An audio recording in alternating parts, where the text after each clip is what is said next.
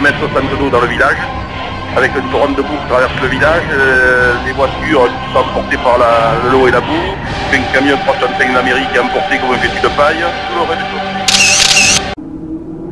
Ce que j'ai vu, mais le désastre, hein.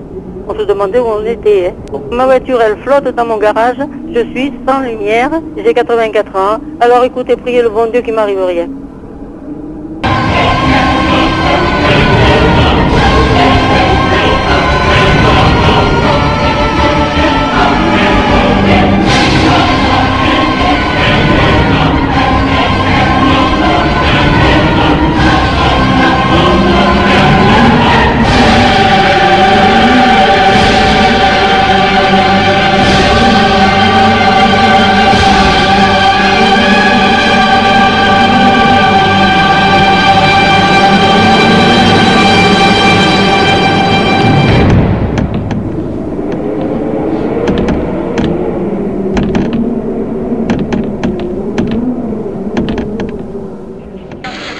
Cet habitant de Figanières a filmé ces images au plus fort de la crue. Dans la rue principale du village, l'eau mélangée à la boue est montée jusqu'à 2 mètres de haut par endroit, en quelques heures. Un torrent d'une extrême violence qui a tout emporté. À Figanières, les inondations n'ont pas fait de victimes, mais les dégâts matériels sont considérables et certains visages très marqués par ce désastre. Ma mère, 90 ans. L'eau est arrivée d'en haut avec un gros grondement, elle est montée progressivement. Et en un quart d'heure, il y avait 2 mètres d'eau. Il ne plus rien. Plus rien. Rien de récupérable, tout est parti. Une vague de 1,50 m dans le magasin en même pas 10 minutes. Ces voitures encastrées témoignent de la violence de la vague. L'heure est maintenant au nettoyage car l'eau est partie, mais la boue, elle, persiste. Le réveil a été difficile ce matin à Figanières, mais la solidarité s'organise. On est venu de beaucoup de villages alentours pour aider les habitants à déblayer cette boue qui a tout emporté. La laissée derrière elle, entrevoir l'ampleur des dégâts. Ici, une centaine de maisons ont été touchées et beaucoup de commerces dans l'avenue principale de cette petite commune, dont cet atelier d'électricité. Et venez voir à l'intérieur, c'est assez impressionnant.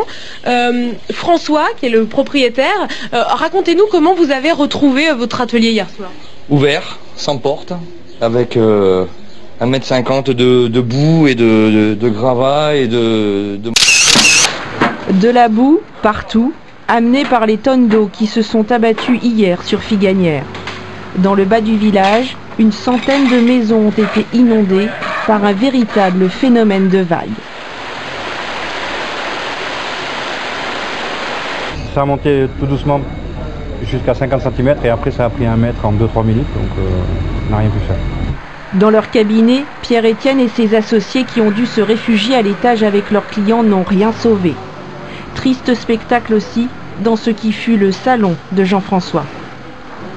J'ai retrouvé tout entassé, comme si quelqu'un avait tout mélangé. On a mis 3 heures ce matin avec 4 personnes pour tout ressortir et mettre dehors. Le déluge était tel que l'eau a déplacé des voitures sur plusieurs centaines de mètres, faisant même éclater la chaussée par endroits. Et si heureusement personne n'a été blessé, ici, tout le monde a eu peur.